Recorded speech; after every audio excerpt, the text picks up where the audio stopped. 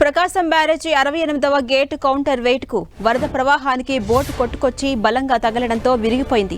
అంతేకాక మరో 3 బోట్లు కొట్టుకొచ్చి 67వ నెంబర్ గేట్ ను తగిలాయి. వరద ప్రవాహ వేగం తగ్గేంత వరకు 68వ గేట్ కౌంటర్ వెయిట్ మరమ్మతులు చేసేందుకు వీలు పడదని ఇంజనీరింగ్ అధికారులు స్పష్టం చేస్తున్నారు. ప్రస్తుతం కృష్ణానదికి 11 లక్షల క్యూసెక్కులకు పైగా వరద భారీగా వస్తుండటంతో ప్రకాశం బ్యారేజీ వద్ద వరద ఉధృతి తీవ్రంగా ఉంది.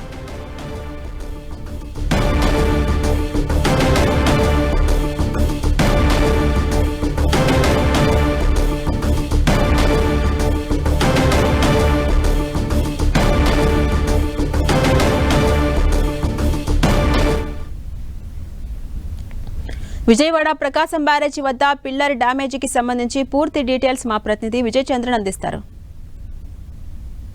కృష్ణానదిలో వరద ఉధృతి చాలా ఎక్కువగా ఉంది. ఈ నేపథ్యంలో ఫెర్రీ ఘాట్ వద్ద నుంచి ఒక 3-4 బోట్లు వేగంగా దూసుకొని వచ్చి ఇక్కడ ప్రకాశం బ్యారేజీ వద్ద 68వ నెంబరు గేటుకు బలంగా తాకడంతో ఇక్కడ పరిస్థితి అయితే కనుక ఇబ్బందికరంగా మారిందని చెప్పొచ్చు. ఈ గేట్లను లిఫ్ట్ చేసేటువంటి ఏదైతే కనుక కౌంటర్ వెయిట్ ఏదైతే ఉందో కౌంటర్ వెయిట్ దెబ్బతినింది. ఈ నేపథ్యంలో అక్కడ వరద ఉధృతి అంతా కూడాను తీవ్రంగా ఉన్న నేపథ్యంలో దాన్ని రిపేర్ చేసే పరిస్థితి కూడా లేదని చెప్పేసి అధికార యంత్రాంగం చెప్తా ఉంది.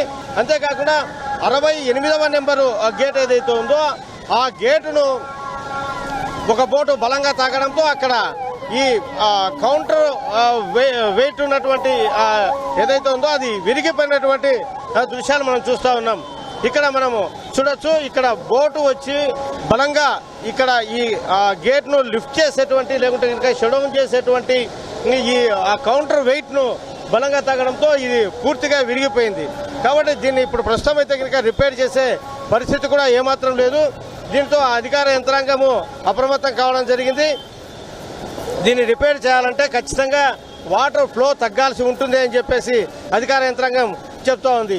ఇప్పుడు ఈ భీము ఏదైతే పిల్లర్ ఏదైతే ఉందో ఇది పూర్తి స్థాయిలో 2 ముక్కలుగా విరిగిపోయినటువంటి పరిస్థితి మనం చూస్తూ ఉన్నాం.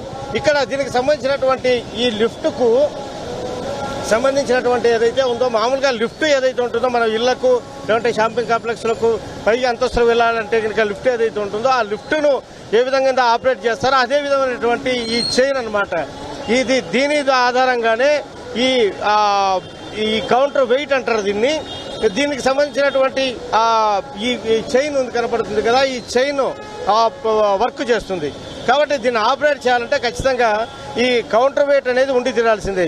ఈ నేపథ్యంలో ఈ గేటును ఇంకా ఏమాత్రం కానీ లిఫ్ట్ చేయడం కానీ లేదంటే షడౌన్ చేయడం కానీ చేసే పరిస్థితి లేదు.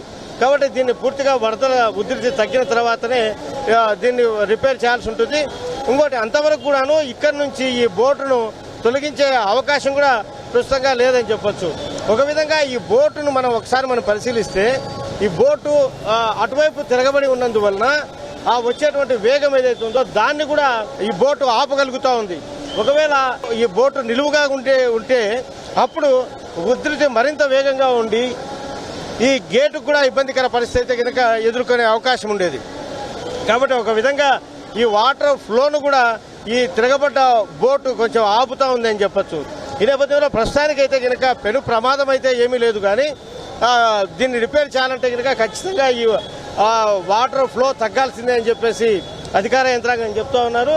కాబట్టి ఈ పరిస్థితులలో అధికార యంత్రాంగము పూర్తి అప్రమత్తంగా ఉంది. ఒకవేళ గేటు ఏదైనా ఇబ్బందికర పరిస్థితులు వచ్చినా కూడాను దాన్ని ఏ విధంగా రిపేర్ చేయాలి, దాన్ని ఏ విధంగా అడ్డుకోవాలా, దాన్ని ప్రమాదాలు జరగకుండా అని చెప్పేసి అధికార యంత్రాంగం ఇప్పటికే నిపుణులతో చర్చలు జరుపుతా ఉన్నారు.